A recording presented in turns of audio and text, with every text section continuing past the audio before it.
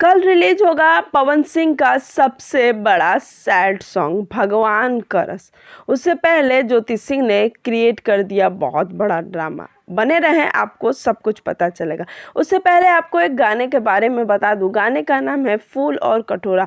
और आपको पता है इस गाने में कौन है? इस गाने में है मनी मिराज जी, जो कि भोजपुरी में बहुत बड़े बड़े योगदान दे चुके हैं। बहुत बड़े बड़े गाने इनके सुपर डुपर हिट हुए हैं। ये गाना पम्मी रिकॉर्ड्स पे आया है। मैं आपके लिए इस गाने का लिंक डिस्क्रिप्शन में दे रही हूँ, गाने को जाकर सुने।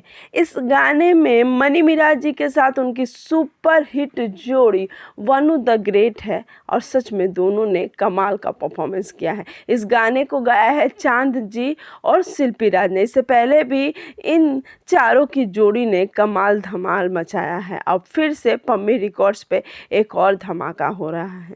गाने का कॉन्सेप्ट काफ़ी अलग है, रोमांटिक के साथ कॉमेडी भी है। और जिस तरीके से चांद जी ने इस गाने को गाया है, लग रहा है कि कितना बड़ा गाना होने वाला है। सच बता दें तो पम्मी रिकॉर्ड्स इस गाने पे अच्छे खासे पैसे खर्च किए हैं। आप देख सकते हैं लोकेशन भी काफ़ी अच्छी है। दिल्ली के लाल किले से शुरुआत हुई है इस गाने की और दिल्ली के हर एक अलग अलग जगहों पे इसकी शूटिंग की गई है। काफ़ी पैसे भी खर्च किए गए हैं। अब एक बात समझ में आ रही कि भोजपुरी में कॉन्सेप्ट काफ़ी बदलता जा रहा है।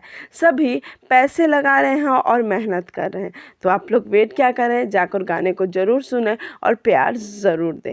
दूसरी तरफ कल पवन सिंह जी का भगवान करस गाना रिलीज़ होने वाला है। उससे पहले ज्योति सिंह ने एक पोस्ट डाला कि सैया हो गइला गुलरी के फूल। कल्पना जी के गाने पे एक वीडियो डाल दिया, जिसके कारण पवन सिंह को फिर से ट्रोलिंग का सामना करना पड़ रहा है कि ज्योति सिंह किस तरीके से पवन सिंह के लिए दर्द में है।